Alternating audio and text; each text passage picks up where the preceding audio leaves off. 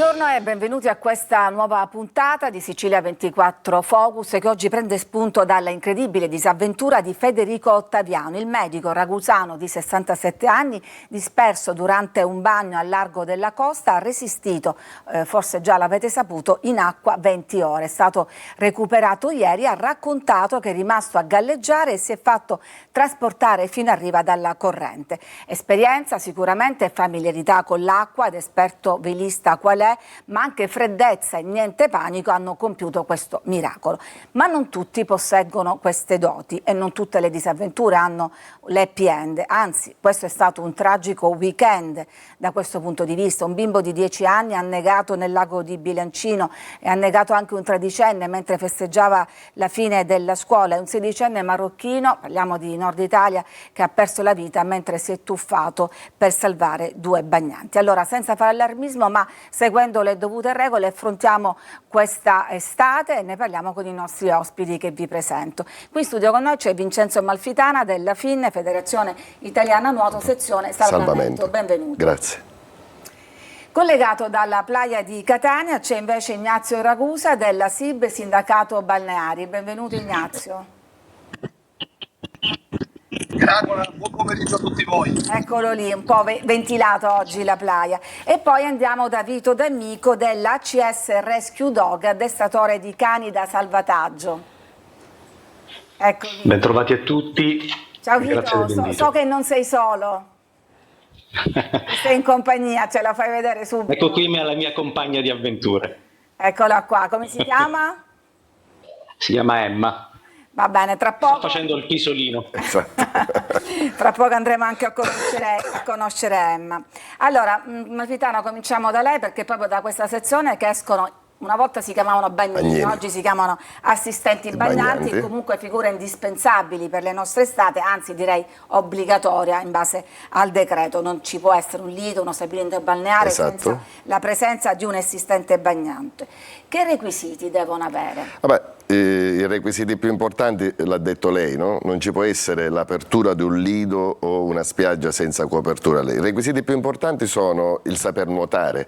Saper nuotare perché fa parte del prerequisito per entrare a far parte del corso, a partecipare al corso, quindi avere una certa dimestichezza con l'acqua, saper nuotare bene dorso, stile libero e rana e saper andare sott'acqua. E poi cosa si impara nei vostri corsi? Allora, i corsi sono tutte le tecniche di nuoto per salvamento. Facciamo meteorologia, facciamo salvaguardia dell'ambiente. Le cose più importanti sono addestriamo i ragazzi a fare il BLS, cioè Basic Life Support, il primo soccorso, diciamo, con le insufflazioni, le compressioni, quindi tutto quello che riguarda il recupero di una persona che si trova in difficoltà dal punto di vista fisico, e poi tutte le varie tecniche di recupero di un pericolante che è in una situazione di disagio in acqua. Ecco, come si comporta una persona che annega? Noi tutti pensiamo, insomma, un po' vedendo i film, che una persona si sbraccia, fa confusione, eccetera. Succede veramente così? Succede che ci sono delle persone che riescono a controllarsi e ad attirare l'attenzione dell'assistente bagnante che nella sua postazione controlla tutta la zona di mare che a lui interessa. Ma succede anche che c'è gente che fa il bagno e è colto da malore, per esempio. Quelle sono le cose più pericolose, perché il fatto che viene colto da malore non dà segnali di recupero. Ecco, lì l'assistente bagnante deve avere l'occhio di capire qual è la situazione, così come deve avere l'occhio di capire il tipo di vento che c'è, se è vento di mare o vento di terra, il tipo di balneazione che stanno facendo, se c'è il mare forte. Ecco perché l'uso delle bandiere, che spesso la gente sconosce, la bandiera rossa, attenzione. Certo, no, questo lo andiamo adesso a chiedere a Ignazio Ragusa dalla playa di Catania. Ecco, c'è l'assistente bagnino che è pronto a intervenire, ma voi date queste raccomandazioni. Io ti voglio chiedere, quando voi esponete la bandiera rossa, appunto quella di massima allerta, come sono i bagnanti? Disciplinati? Cioè, nel senso, seguono queste indicazioni oppure li dovete spesso richiamare? Allora, assolutamente disciplinatissimi. Le bandiere No, non ti... Non ti sentiamo, non ti sentiamo. Scusa Ignazio, non ti sentiamo bene, forse c'è troppo vento, proviamo tra poco a ritornare. Intanto andiamo adesso a conoscere Emma, questo cagnolone da salvataggio insieme a Vito D'Amico, che appunto è un addestratore. Non succede spesso, a volte ci sono solo gli assistenti bagnanti, però abbiamo visto anche nel filmato di prima, non c'è soltanto il classico pattino a moscone, a volte, ancora forse non in Sicilia, c'è la moto d'acqua, a volte ci sono anche a supporto i cani da salvataggio. Ecco, che ruolo hanno in questo caso i cani e che tipo di cani devono essere? Sono fondamentali i cani. Tieni conto che diventano il nostro motore nel momento in cui andiamo a intervenire. Fra le altre cose, la nostra associazione, appunto Associazione Cani Salvataggio, è proprio dotata anche di moto d'acqua da soccorso, lì dove ci sono delle attività più complesse da svolgere e altri mezzi che utilizziamo sotto questo punto di vista. Sicuramente ma i cani dorme diventano ancora, fondamentali. Sta ancora dormendo? Sì. Non si sa. Sono cani molto tranquilli, molto pacifici. Che razze di cani possono essere?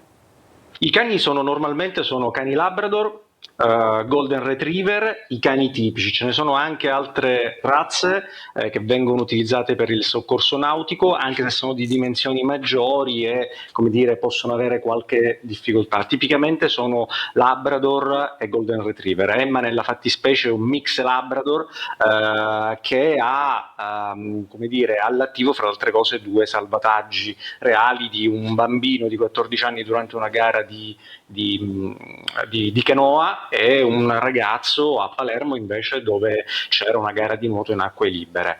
I cani sono docili, dici bene, ma in realtà quando devono intervenire, e loro lo comprendono perché sono addestrati per farlo, diventano super attivi. Vedi, sono abituati a capire se in acqua c'è qualcosa che non funziona. Giustamente prima si diceva, quindi loro non sono non intervengono soltanto nella fase del salvataggio, ma anche nella fase precedente, quella di scrutare la situazione? Stai dicendo questo? Assolutamente sì, assolutamente sì. La fase di scanning a cui faceva riferimento poc'anzi il dottor Amalfitana è importantissima e i cani ci aiutano moltissimo perché sono addestrati a rendersi conto di movimenti strani, movimenti diversi, lo sbracciarsi a cui si faceva riferimento o un fischio. I nostri cani sono abituati nel momento in cui sentono un fischio o le sirene, perché lavoriamo molto con Guardia Costiera e altri enti per cui lo sanno cosa sta succedendo, si attivano immediatamente, identificano quello che può essere il problema lì dove, e quindi ci aiutano molto sotto questo punto di vista,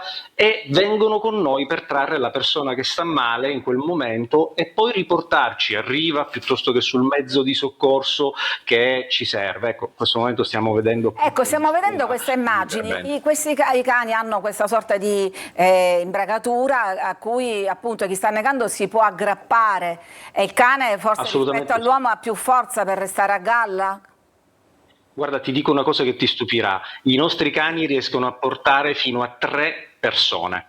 Pazzesco. Perché portano noi più una persona che sta male e un'eventuale seconda persona che sta male. 3 persone arriviamo anche a 150, 180 o 200 kg, quindi insomma è veramente importante come peso. Hanno una importantissima resistenza, oltre a un'energia, resistenza che noi non abbiamo. Infatti noi andiamo, recuperiamo la persona e poi anche noi ci aggrappiamo a loro per portarli chiaramente a riva o lì dove serve. Loro seguono noi, seguono i nostri comandi, l'addestramento che facciamo serve proprio a questo. No, belle, sono delle bellissime immagini. Devo dire, Ignazio Ragusa, vediamo se riusciamo a parlare con te nella ventilata spiaggia della Playa. Devo dire, ne vediamo pochi cani da salvataggio in questa zona, no? Magari vengono usati più spesso nelle gare, in altre, vediamo più quelli con 2 zampe, ecco, non a 4 zampe. C'è difficoltà, ti chiedo in generale, a reperire gli assistenti bagnanti? Nell'ultimo periodo c'è stato un problema grossissimo del salvataggio sulle spiagge. Purtroppo a causa del Covid e del Ignazio, no, niente. non ce la facciamo, non ti riusciamo a capire niente. Allora lo chiedo a te, rivolgo a te questa domanda, visto che escono da voi, e c'è stato tra l'altro un nuovo decreto che ha regolamentato tutta questa situazione elevando l'età, nel senso che prima lo facevano anche i minorenni, adesso la legge ha stabilito i maggiorenni, è già in vigore. Sì, il nuovo decreto l'84 del 2024 che regola tutta l'operazione di salvataggio e di organizzazione degli assistenti bagnanti ha stabilito che per fare l'assistente bagnante ci vogliono 18 anni. È anche giusto, no? È anche giusto. Certo, 16enni, 17enni sono ancora ragazzini, certo, e quindi devono avere un certo livello di attenzione. Bravo. Però questo cosa succede? Mi taglia una forbice, mi crea un gap che purtroppo stiamo cercando di coprire facendo i brevetti. Noi pensi che io sono il coordinatore per tutta la Sicilia, noi facciamo oltre 2000-2500 assistenti bagnanti, però il fatto è il turnover, molti di questi ragazzi prendono il brevetto per partecipare ai concorsi. Questo è il classico lavoretto estivo che si fa, diciamo, per arrotondare. Esatto, è il classico lavoretto da 3-4 mesi, no? Il periodo estivo, e quindi molta gente che inizia, prende il brevetto e inizia a lavorare, poi trova attività lavorative magari prolungate a tempo indeterminato e tralascia, pur continuando a rinnovare e a rimanendo nella famiglia della federazione, degli altri enti.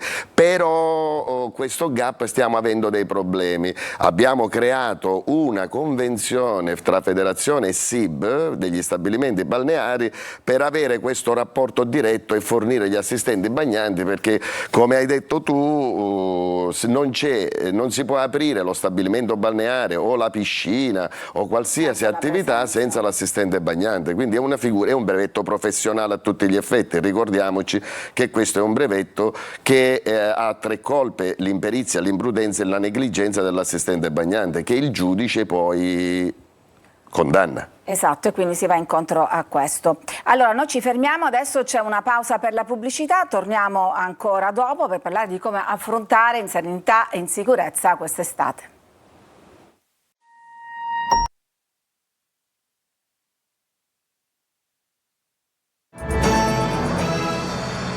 Ed eccoci alla seconda parte di questa puntata dedicata ad un'estate in sicurezza con i nostri esperti, il presidente della FIN, Federazione Nuoto Sezione Salvamenti, e poi Vito D'Amico della CS Rescue Dog, esperto appunto in cani da salvataggio. Vito D'Amico, voglio dirti, c'è anche un dato che fa riflettere molto, cioè che sotto i 15 anni la prima causa di morte è l'incidente stradale, la seconda è l'annegamento, e un annegamento su 2 avviene a 20 metri di distanza da un adulto, cioè a volte basta davvero un attimo di disattenzione. Ricordiamolo, per annegare bastano 5-10 minuti restando sott'acqua senza poter respirare per perdere i sensi e quindi entrare, e quindi bisogna avere molta attenzione. Confermo, sembra strano, ma la maggior parte dei annegamenti o dei rischi di annegamento si verificano anche molto vicini alla battigia, come dire, in mezzo magari a tante altre persone, quindi dove tu non pensi che possa succedere qualcosa perché sono altri bagnanti. Ecco, in realtà la fase è più rischiosa. Noi siamo tutti quanti formati bagnini di salvataggio, siamo anche come BLSD, di BLS più utilizzo del defibrillatore. Naturalmente, perché voi siete i primi a intervenire, in attesa, ovviamente qualcuno avrà chiamato i soccorsi, ma in attesa di intervenire ci siete voi. Poi arrivano invece gli anestesisti rianimatori, come il dottore Giuseppe Ferlazzo, che appunto è collegato con noi. Vediamo se possiamo sentirlo, al quale voglio però sottoporre un'altra questione che non c'entra con l'annegamento o con il salvataggio, ma è una sorta di ossessione dei genitori italiani, un ritornello dell'estate. C'è questo mito dell'aspettare 3-4 ore dopo aver mangiato prima di fare il bagno. Ce lo siamo sentito ripetere per generazioni, sin da quando eravamo piccoli, però chi ha amici stranieri avrà scoperto, con grande sorpresa, che all'estero, fuori dall'Italia, non hanno idea di questo divieto e anzi non lo rispettano minimamente. Allora, dottore Ferlazzo, dove lo collochiamo questa prescrizione fra scienza e mito? Cosa c'è di scientifico? Buongiorno a tutti. Allora, sicuramente lo collochiamo nella tradizione siciliana, perché non esiste un fondamento scientifico che aumenta il rischio di annegamento. Cioè la famosa congestione, ecco, la famosa congestione esiste?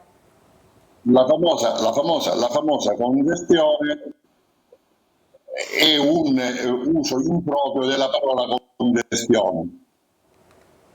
Che cosa può succedere? Quindi non si... Ora, io non dico, ognuno poi segue i propri precetti ovviamente, però che cosa può succedere facendo il bagno dopo un pasto? Poi certo bisogna anche vedere che tipo di pasto. Certo, se uno si mangia la parmigiana, le cotolette in spiaggia e dopo fa il bagno, magari è un po' appesantito, dipende anche un po' da cosa si è mangiato, no?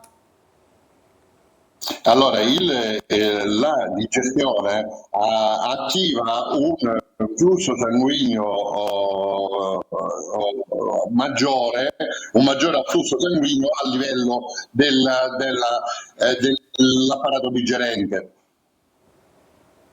Questo chiaramente può portare ad un furto di sangue utile per fare uno sforzo fisico importante. E quindi questo può provocare... Questo può provocare un malessere, può provocare un senso di vomito, un senso di nausea, una stanchezza profonda. Ecco, ma l'annegamento normalmente è dovuto ad altro, è dovuto all'uso di alcol in pazienti che chiaramente vanno a fare il bagno dopo aver fatto un uso di alcol abbondante dopo un pasto. Ecco, in questo caso allora si crea davvero un rischio di un malore, di un malessere vero. Un rischio di un malessere vero, sì, in quel caso ci può essere un malessere, così come per i bambini sicuramente è dovuto ad un calo di attenzione da parte dei genitori nel primo pomeriggio dopo aver loro mangiato o fatto un lautopasto. Ecco, allora quindi diciamo vogliamo sfatare questa cosa, anche se penso che molti avranno difficoltà a andarci perché siamo stati un po' forgiati, siamo cresciuti con questo ritornello, non fare il bagno, dica.